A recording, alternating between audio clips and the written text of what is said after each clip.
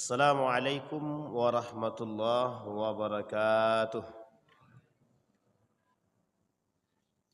Alhamdulillahi rabbil alamin. Alhamdulillahilladzi arsala rasulahu bil huda wa dinil haq liyudhhirahu 'ala ad-dini kullih wa kafa billahi shahida. Ashhadu an la ilaha illallah wahdahu la syarika lah wa ashhadu anna Muhammadan 'abduhu wa rasuluh la nabiyya ba'd. Allahumma salli ala Muhammad wa ala ali Muhammad fil alamin innaka Hamidum Majid. Ya ayyuhan nasu taqu rabbakumul ladzi khalaqakum min nafsin wahidah wa khalaqa minha zawjaha wa bassa minhuma rijalan katsiran wa nisaa'a wattaqullaha alladzi tasaaluna bihi wal arham innallaha kana 'alaikum raqiba. Puji syukur kehadirat Allah dengan mengucapkan alhamdulillahi rabbil alamin. Berselawat kepada Nabi dengan mengucapkan Allahumma salli ala Muhammad wa ala ali Muhammad fil alamin innaka Hamidum Majid. Bapak Ibu sekalian yang berbahagia, mudah-mudahan di subuh hari ini Allah berkahi kita semua yang hadir, Allah ridai, Allah cintai, Allah masukkan kita kelak ke dalam surganya. InsyaAllah kita semua termasuk orang-orang yang mendapatkan tempat terbaik di sisi Allah. Amin ya rabbal alamin. Bermunajat kita kepada Allah untuk kedua orang tua kita yang telah mendahului kita, Allah tempatkan di tempat terbaik di sisinya. Allah terima amal ibadahnya. InsyaAllah Allah kumpulkan kelak bersama orang-orang yang saleh. Dan untuk orang tua kita yang masih hidup, sehat, kuat, anak-anak yang selalu mendoakan, keluarga yang sakinah, mawaddah, warahmah, insyaallah selalu kita semua yang hadir ini istiqamah dalam keimanan, dalam kebaikan dan ketaatan kepada Allah. Amin ya rabbal alamin.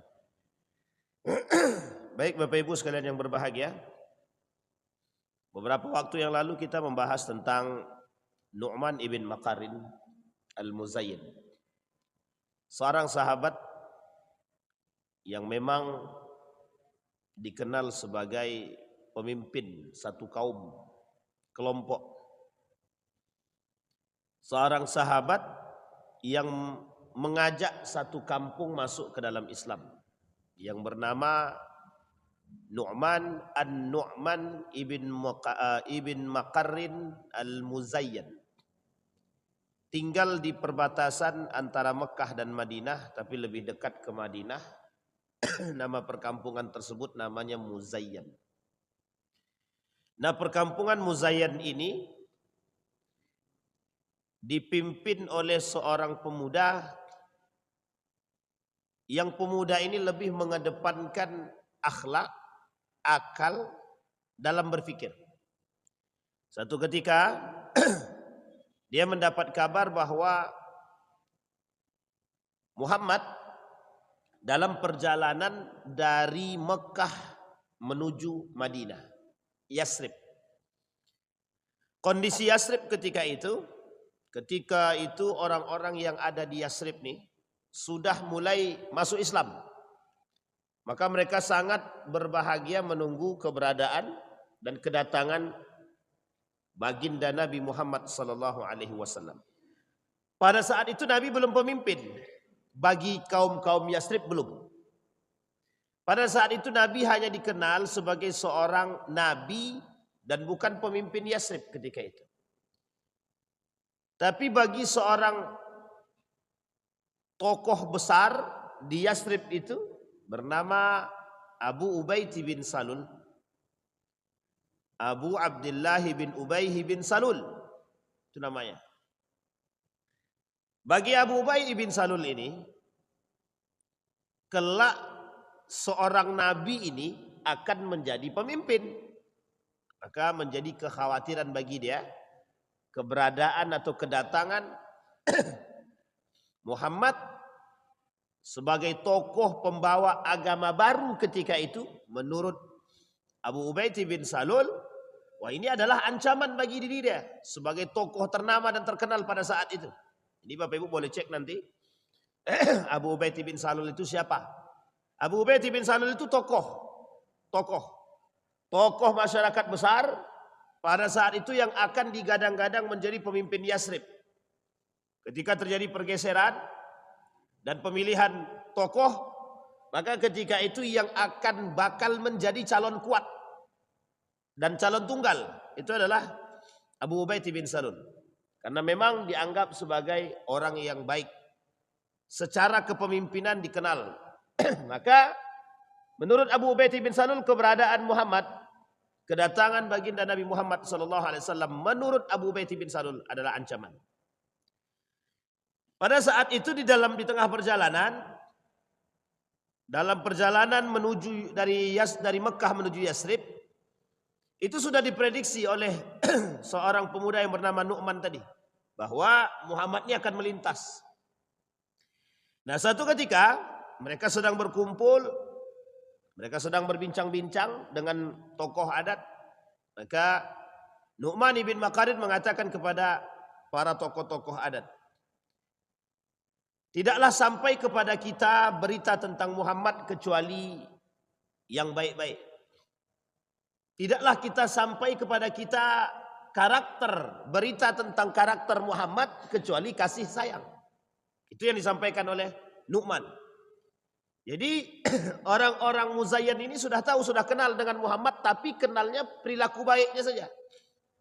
Dan tak ada yang datang yang membawa berita tentang bahwa Muhammad ini jahat, Muhammad ini feodal, Muhammad ini pedofil, tak ada. Tak ada.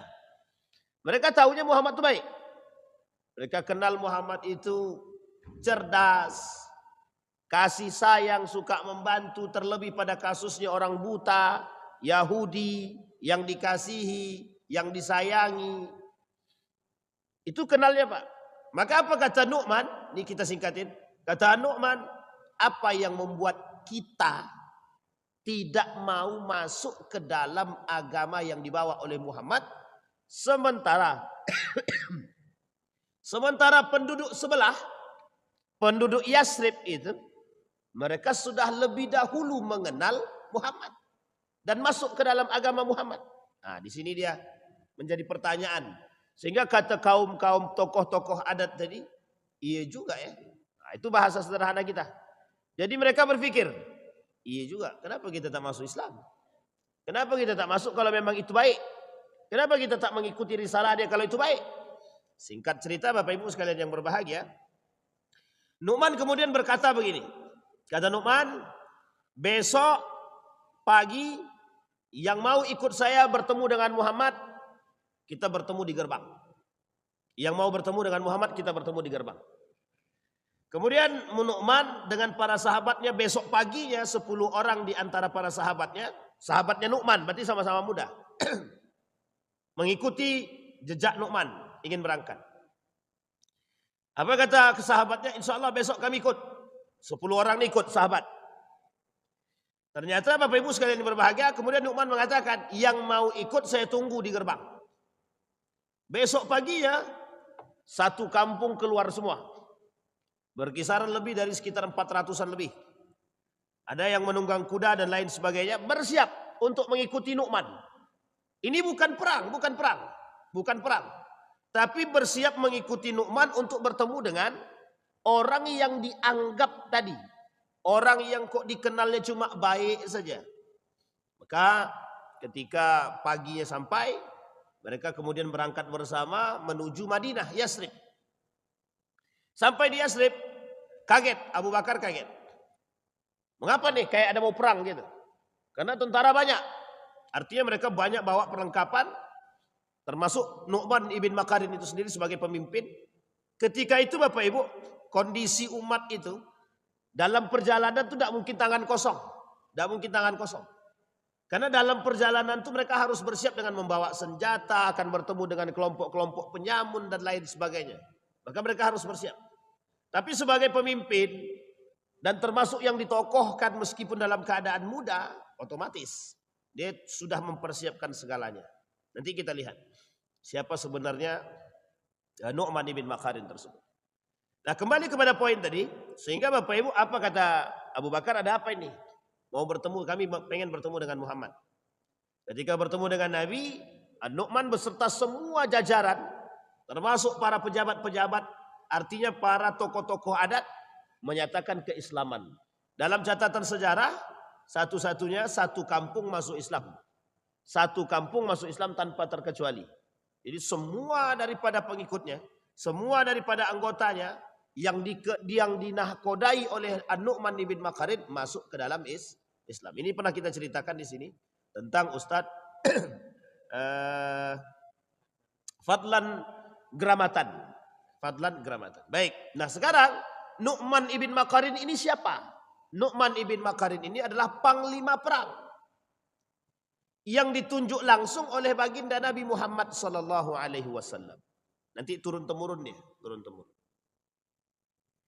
Bapak Ibu sekalian yang berbahagia, di subuh ini kita akan membahas tentang perang yang disebut dengan Nahawan.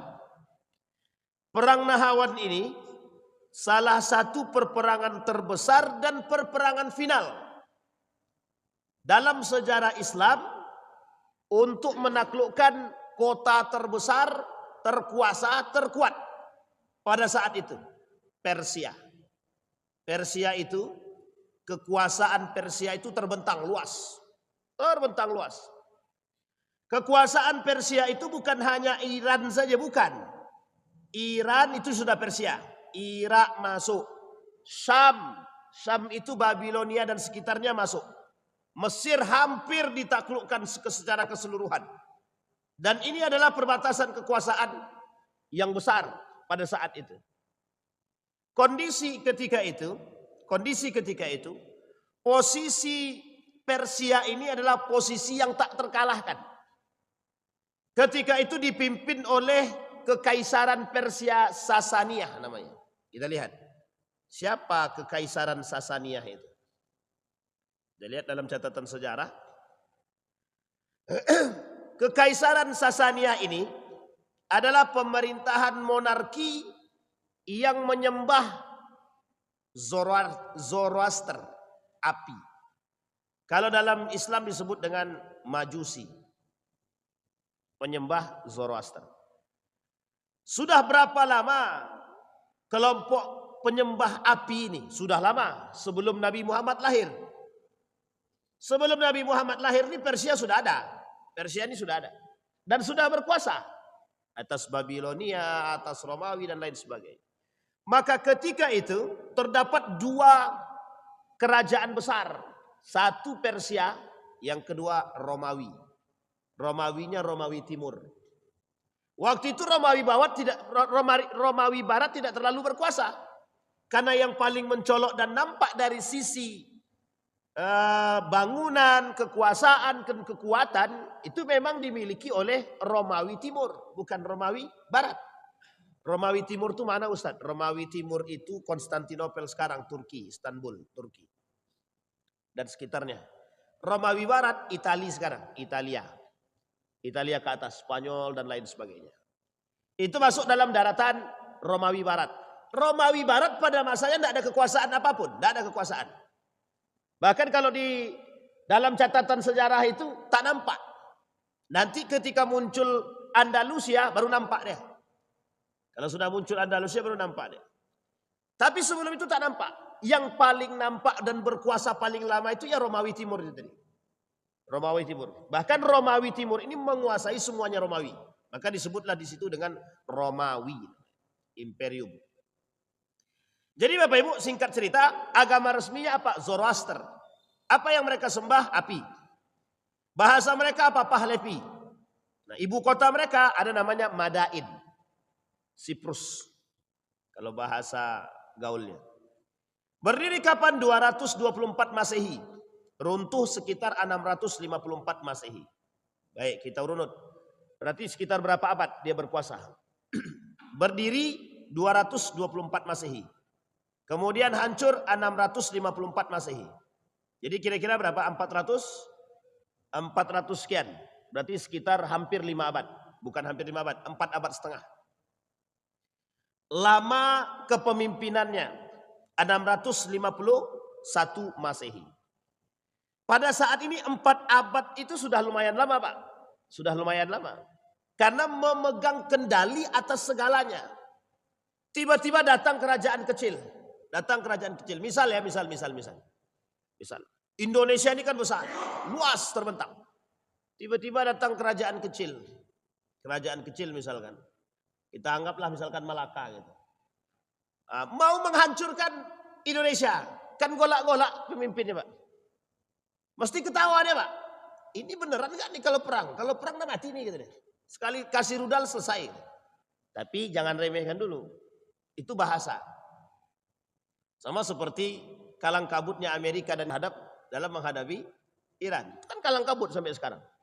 Kalang kabut. Begitulah kondisi itu sebenarnya. Tapi kondisi saat itu memang diremehkan betul. Apalagi ketika itu pembukanya adalah Khalid ibn Walid. Khalid ibn Walid ini ketika membuka perang itu Zatus Salasil itu sebagai pembuka saja. Pembuka, jadi cerita singkatnya adalah diperintahkan oleh Abu Bakar untuk berperang terhadap orang murtad. Selesai perang dengan orang murtad, langsung tak usah balik. Kata Abu Bakar, jangan balik Madinah, langsung ke perbatasan, berangkat ke perbatasan Persia antara Iran dan Irak sampai ke Syam. Harus sampai ke sana, berangkat sama anggota sekitar lebih kurang 400-an atau 500-an prajuritnya, Pak. Bersama dengan Khalid bin Walid. Sampai di sana perang, Pak, perang. Pembuka perang itu tadi namanya Zatus Salasil, lembah di perbatasan tersebut. Akhirnya dimenangkan oleh Khalid bin Walid. Ketika dimenangkan oleh Khalid bin Walid, tahun kedua Abu Bakar wafat. Digantikan oleh Umar bin Khattab. Ketika digantikan oleh Umar bin Khattab, siapa namanya ini? Khalid bin Walid diganti oleh Umar bin Khattab, diganti oleh Sa'ad bin Abi Waqqas dalam perang Qadisiyah. Diperpanjang, Pak, perang itu. Pembuka kedua panglima perangnya Sa'ad bin Abi Waqqas. Ketika Sa'ad bin Abi Waqqas turun dalam perang Qadisiyah, menang. Akhirnya balik membawa berita. Berita yang dibawa adalah bahwa Islam menang. Ternyata tak sampai di situ. Tidak sampai di situ, ternyata posisi Sa'ad bin Abi Waqqas dalam perperangan sudah menang. Balik kemudian apa kata Umar bin Khattab? Mereka sakit hati dan mengumpulkan pasukan yang lebih besar. Dan mereka akan kembali menyerang kita. Bayangkan Umar bin Khattab dalam catatan sejarah. Ini apa ya? Insting pemimpin. Ini insting pemimpin. Jadi saking pahamnya Umar bin Khattab dengan strategi perang itu. Dan instingnya seorang pemimpin. Nah, ini penting untuk dipahami bagi para pemimpin. Instingnya seorang pemimpin itu kuat. Apalagi Umar bin Khattab ini secara keagamaan kuat. Jadi ditambah dia dengan kecerdasannya, insting perangnya kemudian ditambah. Apa kata Umar bin Khattab? Musuh kita, orang-orang Sasaniyah ini sedang mengumpulkan potensi besar untuk mempersiapkan perang selanjutnya. Mereka tidak terima dikalahkan pada Zatus Salasil dan Qadisiyah. Tak terima dia, Pak. Tak terima. Maka mereka sedang mempersiapkan itu. Tepat pada tahun 642 Masehi, itu terjadi perang Nahawan tadi. Sebelum perang Nahawan itu terjadi, Umar bin Khattab bilang begini. Kata Umar bin Khattab, ini karena orang-orang Sasaniyah sudah siap-siap dan banyak tentaranya. Jumlah tentara mereka sekitar 100.000. Jumlah pasukan umat muslim 30.000. Berarti berapa kali lipat kira-kira? 30.000 umat muslim, 100.000 pasukan Sasaniyah. Menang siapa kira-kira? Jujur-jujur aja lah. Menang siapa kira-kira, Pak? Menang secara logika pasti menang Sasaniyah Persia. Itu jelas itu. Logika. Secara dipikirkan dalam akal logika naluri saja itu sudah nampak kalau yang menang siapa. Banyak lawan sedikit. Nah, kalau bahasanya begitu kan hitungan manusia. Banyak lawan sedikit pasti menang banyak lah. Kan begitu, itu pasti itu. Padahal belum tentu. Pasti apa tidak ya. Banyak sekali perang-perang itu banyak lawan sedikit kalah yang banyak. Bahkan dalam catatan sejarah Islam itu belum ditemukan kekalahan Islam itu dengan jumlah yang banyak berperang melawan jumlah yang sedikit. Dan itu kalah yang sedikit, tak pernah. Boleh cek dalam sejarah. Mana kecuali perang Uhud yang kedua. Itu pun yang kedua, bukan yang pertama. Hampir umat Islam itu pernah mengalami kemunduran, ada. Beberapa perperangan terjadi, itu umat muslim bukan kalah sebenarnya. Kalau dibilang kalah kita pun tak masalah juga. Tapi kondisi ketika itu memang sudah salah dalam strategi. Akhirnya mereka mundur. Tapi dalam satu sisi, kemenangan perperangan itu, sekian banyak perperangan dalam Islam itu, umat muslim menang, itu selalu jumlahnya sedikit, tidak pernah banyak. Selalu sedikit kemudian mengalahkan yang banyak. Nah, kejadian pada perang Nahrawan sama. Ini perang lanjutan Persia. Maka kata Umar bin Khattab, aku harus turun. Kata para pejabat, sahabat-sahabat yang berada di sekitar Umar bin Khattab, jangan. Jangan. Kata sahabat, jangan. Nggak usah. Kau cukup bertahan di sini, serahkan tampuk kepemimpinan kepada orang-orang yang kau percayai untuk berperang. Yang menurutmu bagus. Ini uniknya. Mengapa Umar bin Khattab tidak memilih Khalid ibn Walid? Itu poin penting, Pak. Mengapa Umar bin Khattab tidak memilih Khalid ibn Walid? Sebenarnya kalau kita mau berbicara orang yang paling handal ketika itu sampai mendapat julukan tidak pernah kalah dalam perang, ya Khalid ibn Walid. Khalid ibn Walid. Ini penting banget ini kita pelajari, Pak. Mengapa Khalid ibn Walid itu dikenal sebagai orang yang kuat dalam taktik, hebat dalam strategi perang, dan tak pernah terkalahkan. Sampai para sahabat mengatakan kalau Khalid berperang pasti menang. Maka kalimat inilah yang ingin dibuang oleh Umar bin Khattab. Khalid bin Walid bukan segalanya dan bukan satu-satunya. Maka perlu ada regenerasi pengganti sehingga Khalid ini tidak menjadi sesuatu figur yang terbaik dalam persoalan perang. Bukan berarti Umar benci dengan Khalid, bukan. Tapi Umar bin Khattab tidak mau ada umat muslim lebih atau berlebihan dalam memuji Khalid bin Walid. Apa yang dikhawatirkan? Apa yang dikhawatirkan? Sombong, asabiyah, syirik dan lain sebagainya. Khawatir berlebihan dalam memuji dan mengagungkan Umar bin Khattab. Maka dipilihlah, kata Umar bin Khattab, siapa kira-kira yang pantas menjadi pemimpin? Terserah kepada anda wahai Amirul Mukminin. Maka Umar bin Khattab mengatakan, bagaimana pendapat kalian jika aku memilih seorang pemuda yang bernama An-Nu'man ibn Makarin al-Muzayyan sebagai pemimpin. Bukan kaum muhajirin, bukan juga kaum ansor. Bukan muhajirin, bukan ansor. Siapa dia? Ada orang yang lahir dari atau mereka datang dari kampung sebelah. Kampung sebelah cuma berbeda sedikit daripada Madinah. Apa kata pengikut-pengikut ini? Tepat Amirul Mukminin. Orang yang kau pilih tepat. Meskipun muda, tapi punya keberanian yang kuat. Dan pemimpin kaum. Kenapa kehebatannya Nu'man itu? Berhasil mengajak satu kampung masuk Islam. Dan berhasil membuat kampung dia damai, aman dari kondisi, mohon maaf, penyamun, perampok dan lain sebagainya. Makanya Bapak Ibu, An-Nu'man ini sangat dihormati. Muda tapi berakhlak mulia. Nah, kita berharap generasi-generasi muda nih lahir seperti itu. Berani, gagah, punya sikap, mental bagus. Dan tidak penakut, tidak pecundang.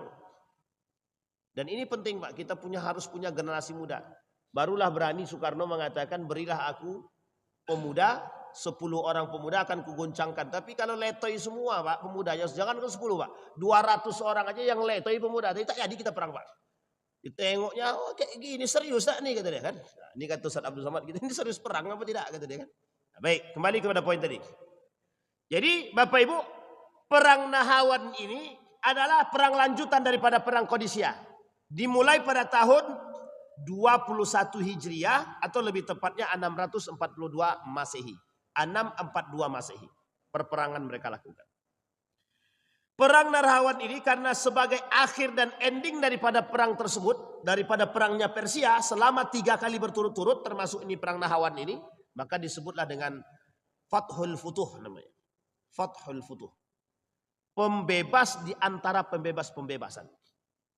Pembuka di antara pembuka-pembuka. Jadi kalau bahasa kitanya perang terakhir, perang terhebat, perang terbesar dalam catatan sejarah penaklukan Persia. Maka diakhirilah dengan perang Nahrawan namanya. Apa itu Nahrawan? Nahrawan itu nama tempat, lembah. Yang tempat tersebut namanya adalah Nahrawan. Dan berperangnya di situ. Maka disebutlah dengan perang Nahrawan. Di satu daerah, di perbatasan, di dekat, masih dalam kawasan Persia, Iran, maka disebutlah dengan tempat tersebut Nahrawan. Nah perangnya di situ, maka disebut perang tersebut perang Nahrawan. Tapi dalam catatan sejarah dikenal sebagai Fathul Futuh. Kenapa Fathul Futuh? Perang terakhir penentu. Kalau menang dia Persia, maka kekuatan Persia akan selalu bertambah. Tapi kalau yang menang Muslim, akhir daripada perjalanan kerajaan Persia, kerajaan Kekaisaran Sasania. Sampai di sini bisa dipahami Bapak Ibu? Aman? Ini peradaban Islam. Ini sejarah. Dalam kaca peradaban ini Bapak Ibu, dalam sesingkat ini yang kita sampaikan ini, sudah tampak ya bagaimana karakter seorang pemimpin ya. Sudah bisa dilihat ya bagaimana karakter seharusnya karakter seorang pemimpin. Itu ditulis dalam banyak kitab. Dalam banyak kitab. Salah satu karakter pemimpin itu harus takut kepada Allah. Harus takut. Kalau pemimpin itu tak takut kepada Allah, boro-boro dia. Jangankan kalau sudah tak takut dengan Allah, jangankan manusia. Setan pun tak takut dia. Justru berkawan dia. Serius Pak. Kalau ada pemimpin sudah tidak takut dengan Allah, tidak menjalankan perintah Allah, justru mereka mengindahkan ultimatum dari baginda Nabi Muhammad SAW. Bahasa sederhananya itu pemimpin-pemimpin syaitan. Pemimpin-pemimpin yang bekerja sama dengan syaitan. Itu yang dikhawatirkan oleh Umar bin Khattab. Takut nanti akan muncul kesombongan dalam diri seorang pemimpin, termasuk pemimpin yang disebut dengan Khalid bin Walid. Mengapa ketika seorang panglima utusan dari kerajaan datang menemui Umar bin Khattab, dia tanya, mana istana pemimpin kalian? Rumah pemimpin kalian. Datang dia ke Madinah mencari rumah pemimpin, khalifah. Dibawa oleh para sahabat ke rumah khalifah. Ternyata Umar bin Khattab sedang berbaring di atas pelepah kurma. Itu Umar bin Khattab. Kalau sempat Nabi lebih parah lagi Pak. Lebih parah lagi. Bapak Ibu boleh lihat ya dalam catatan sejarah. Di mana rumah Nabi, tempat duduknya, tempat tidurnya, beralaskan sofa terlembut. Tak ada. Ya waktu itu tidak ada sofa, pesat oke lah. Kalau tak ada sofa, carilah matras terbaik lah paling tidak. Ada enggak? Tidak ada Pak. Tidak ada. Bapak Ibu tahu Nabi itu kalau tidur, bangun tidur, itu setiap bangun tidur ya. Setiap bangun tidur itu di badan dia ini berbekas sudah. Itu bekasnya bekas pelepah kurma saja. Itu kalau dikaji lebih dalam sedih kita Pak. Kita tak mau sedih-sedih pagi ini. Ya Bapak Ibu ya. Itu Umar bin Khattab begitu dia. Pemimpin harus bisa punya sikap sederhana. Saya mau kasih tahu Bapak Ibu. Bukan saya sedang memuji, tidak. Muhammadiyah itu salah satu syarat pemimpinnya harus memiliki sifat sederhana. Bapak Ibu boleh cek dalam catatan sejarah. Mana di antara pemimpin Muhammadiyah itu yang memiliki, mohon maaf, yang tidak memiliki karakter atau sifat sederhana. Coba boleh ceklah. Di mana rumahnya pemimpin Muhammadiyah itu, pimpinan Muhammadiyah itu lebih besar, megah seperti istana. Gak ada. Padahal organisasi terbesar sekarang nomor 3 di dunia. Organisasi Islam terbesar nomor 3 di dunia. Coba cari organisasi mana yang terbesar di dunia Pak. Dengan mohon maaf. Kalau Bapak Ibu bicara masalah duit, itu 15 triliun tak bergerak. Tidak bergerak. Itu aset. Bisa dipahami Bapak Ibu ya. Kembali kepada poin tadi Pak. Jadi diajarkan sederhana. Makanya kalau Bapak Ibu tanya, ada seorang pemimpin di Muhammadiyah itu, pimpinan Muhammadiyah. Ya Allah, lupa saya namanya Pak. Itu enggak punya rumah Pak, rumahnya kontrak sampai mati, sampai wafat dia Pak. Di rumah kontrakan, tidak punya rumah pribadi. Ada Pak, saya lupa Pak namanya betul, lupa betul. Ya Allah, siapalah nama beliau itu ya Allah. Pokoknya adalah salah satu di antara pemimpin tuh. Nanti kalau saya ingat saya kasih tahu. Namanya ini di ujung lidah, cuma tak keluar-keluar, itu aja masalahnya. Siapa namanya Pak? Sugeng? Oh bukan. Sugeng masih. Bukan. Haidar Nasir. Kok bisa lupa pula saya? Pokoknya lanjutlah Pak, nanti aja lah lagi tuh. Lupa saya betul.